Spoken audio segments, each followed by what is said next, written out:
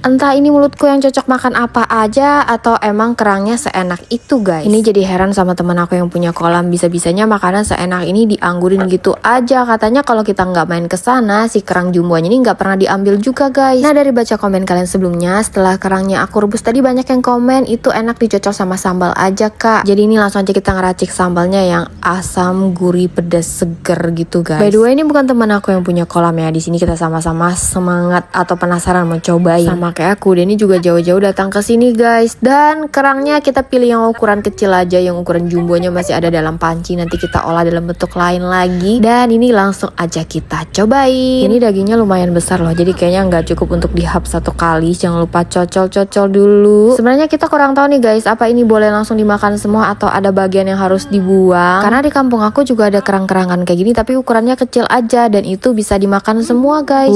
Serius ini seger enak gitu loh. Apa karena kita udah kelaparan? Bahkan tadi aku mikirnya bakal amis, tapi ternyata ini enggak loh, cuman sedikit alot aja, agak susah gigitnya. Kayaknya kalau kita tambah nasi lagi bakal tambah enak nih guys, bisa-bisa habis 2 piring. Nah ini kerang ketiga aku, temanku bilang itu bagian luarnya sebaiknya dibuang, jadi aku tadi copot keluar ya guys, dan langsung aja kita cocol-cocol lagi dengan sambal yang banyak. Serius ini cocok sih sama selera aku, tapi kayaknya kita nggak boleh makan banyak-banyak ya guys, karena kepala agak puyeng gitu. Oh ya, kayaknya aku pernah baca komen yang bilang kalau makan ini sampai muntah-muntah itu mungkin karena alergi kali ya guys. Karena aku juga punya adik yang alergi kerang sungai kayak gini, kalau dia nggak sengaja konsumsi pasti bakal sakit perut kayak mual muntah gitu. Bukan karena si kerangnya beracun, tapi karena emang nggak cocok aja guys atau alergi. Nah ini sisa kerang yang tadi kita makan, aku mau masak lagi dengan versi lain, dan di sini kita ada tambahan menu yang nggak kalah spesial guys. Buat yang nonton part sebelumnya pasti lihat ya, kita mukbang si paprika sama cabai besar ini. Buat yang mungkin mikir itu tadi udah digigit-gigit terus mau dimasak lagi, jadi ini kita masaknya bukan buat orang ya guys, jadi untuk kita konsumsi sendiri. Sayang kan kalau dibuang. Ini aku bawa sampai nyebrang pulau sana karena yang kayak gini nggak ada di kebun kita. Dan itu dia, kayaknya bijinya nih bisa disimpan. Coba tanam di sini, apa bakal hidup atau enggak? Kayaknya cabai besar-besar kayak gini punya treatment khusus dalam perawatannya ya guys. Kalau kayak modelan petani kayak kita cuman tanam terus ditinggal tunggu hidup sendiri, kayaknya nggak bakal berbuah deh. Tapi apa salahnya dicoba kan? Nah selain percabean besarnya tadi, kita juga punya jamur yang gemoy-gemoy guys. Aku juga penasaran rasanya gimana karena baru pertama kali mau nyobain. Nah ini tadi kita juga dapat ikan gabus, digoreng aja biar simple. Ini salah satu ikan rawa-rawa yang punya banyak khasiat loh guys. Nah lanjut lagi ke masakan menu utama kita hari ini. Perbumbuannya aku tumis dulu sampai wangi, masukkan kerang dan perbumbuan lainnya. Pertama kali nih guys, kita masak kerang pakai paprika.